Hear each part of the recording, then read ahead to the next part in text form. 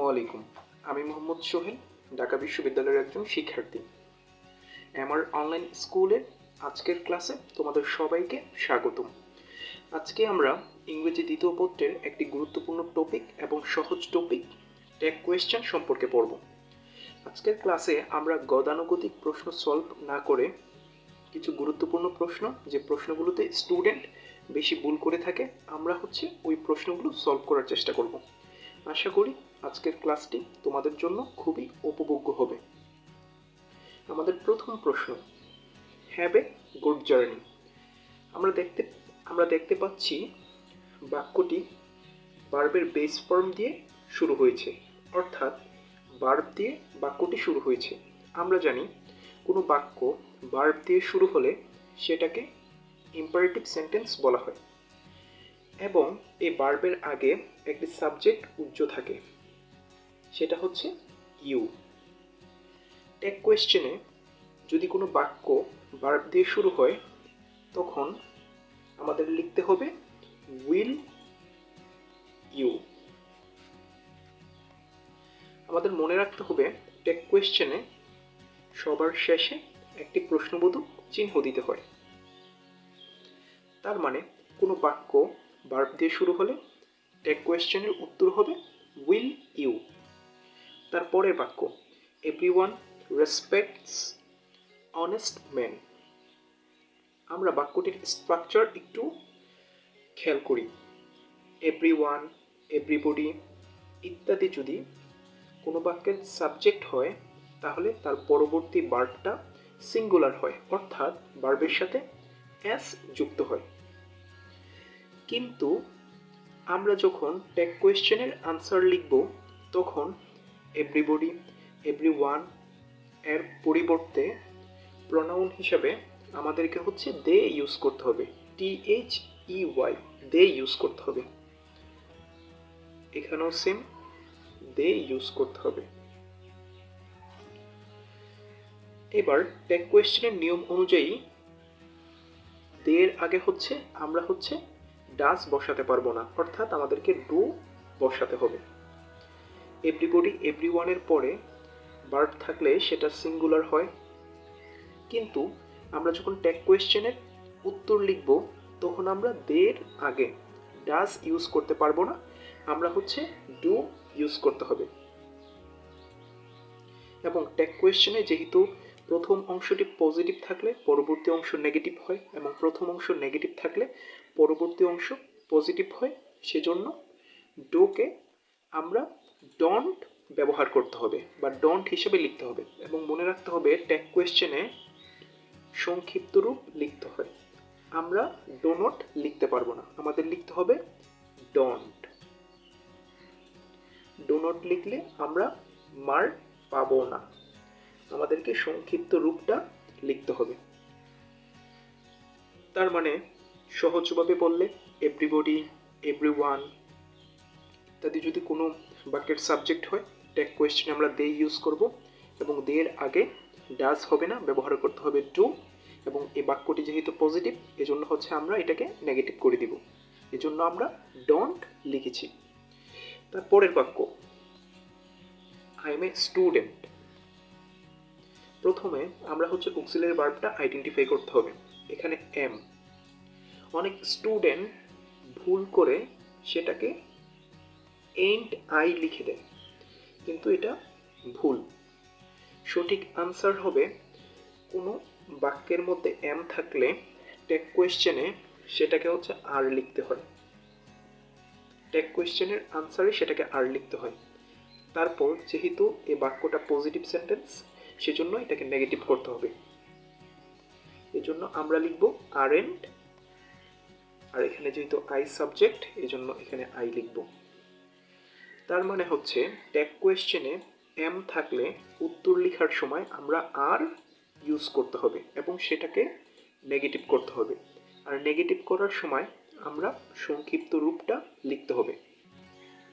তারপরের বাক্য, Sohel has little interest in sports. এই যে লিটল, তারপর ফিউ, এই শব্দগুলো নেগেটিভ ওয়ার্ড, এজন্য পরবর্তী অংশটা সেটাকে আমরা আর নেগেটিভ করতে পারবো না, সেটাকে পজিটিভভাবে লিখতে হবে। এখানে হ্যাজ ভার্ব, আমরা এখানে হ্যাজ লিখব। যেহেতু লিটল, ফিউ এগুলো হচ্ছে নেগেটিভ ওয়ার্ড, এজন্য আমরা এখানে নেগেটিভ ওয়ার্ড ইউজ করতে পারবো না, আমরা এখানে পজিটিভ ওয়ার্ড ইউজ করতে হবে। আর সোহেল এই নাউনটার প্রোনাউন লিখতে হবে, প্রোনাউন ফর হি। তার মানে উত্তর হবে হ্যাজ হি। তারপরের বাক্য, time and tide wait for none, সময় এবং স্রোত কারোর জন্য অপেক্ষা করে না। এখানে টাইম অ্যান্ড টাইড এই পুরো অংশটা হচ্ছে সাবজেক্ট, ওয়েট হচ্ছে ভার্ব, এবং এটা হচ্ছে ভার্বের প্রেজেন্ট ফর্ম, এবং ওয়েট হচ্ছে এখানে হচ্ছে মেইন ভার্ব।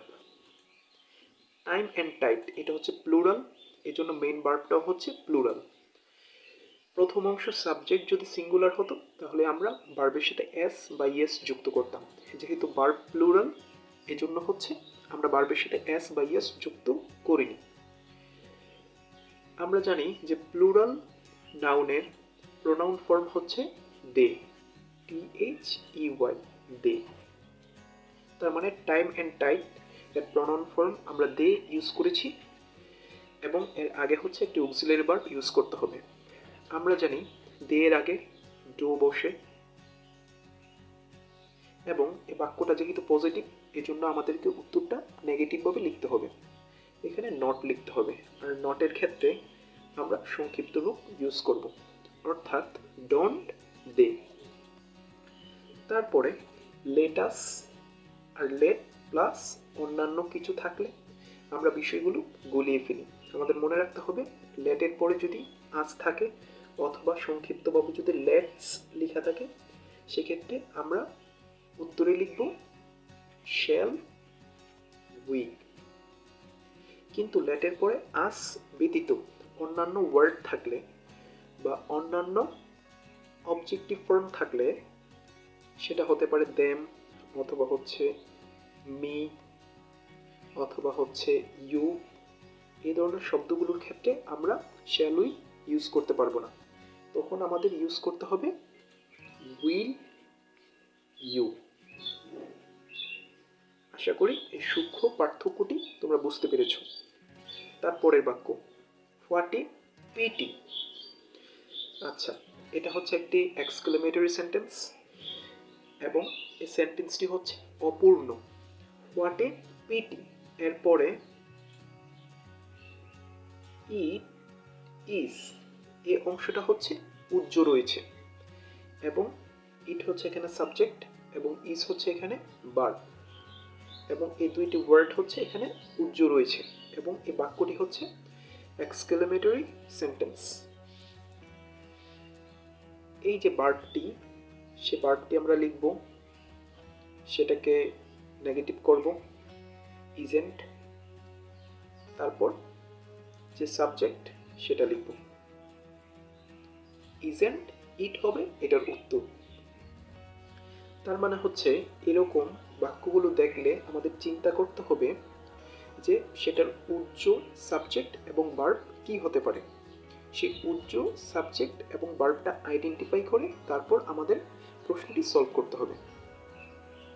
সর্বশেষ বাক্য, oh don't worry, the train was late. আমরা যদি কোনো ট্যাগ কোয়েশ্চেনে দেখি যে অনেকগুলো বাক্য রয়েছে, সেক্ষেত্রে আমরা কোন বাক্যকে অনুসরণ করে ট্যাগ কোয়েশ্চেনে উত্তরটি লিখব সেটি হচ্ছে একটি প্রশ্ন। আমাদের সবসময় মনে রাখতে হবে যে সর্বশেষ যে অংশটি রয়েছে সেই অংশটিকে অনুসরণ করে আমাদেরকে কোয়েশ্চেনের আনসারটি লিখতে হবে। যেমন এখানে ডো নট ওরি, এটি হচ্ছে একটি ইম্পারেটিভ সেন্টেন্স। আবার হচ্ছে ও, এটা হচ্ছে এক্সক্লেমেটরি সেন্টেন্স। এগুলো আমাদের অনুসরণ করার দরকার নেই। আমরা যে সর্বশেষ যে অংশটি বা সর্বশেষ যে বাক্যটি, সেই বাক্যটিকে অনুসরণ করে আমরা উত্তরটি লিখব। সর্বশেষ বাক্যে দ্য ট্রেন এখানে সাবজেক্ট, ওয়াজ হচ্ছে এখানে verb. The train singular subject, was singular verb. তাহলে এই বাক্যটি হচ্ছে পজিটিভ সেন্টেন্স, তার মানে আমাদেরকে নেগেটিভলি লিখতে হবে। আমরা লিখব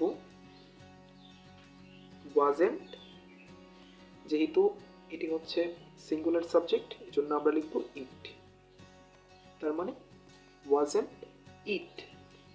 আজকের ক্লাসে আমরা ট্যাগ কোয়েশ্চেন কিছু ব্যতিক্রম নিয়ম পড়লাম।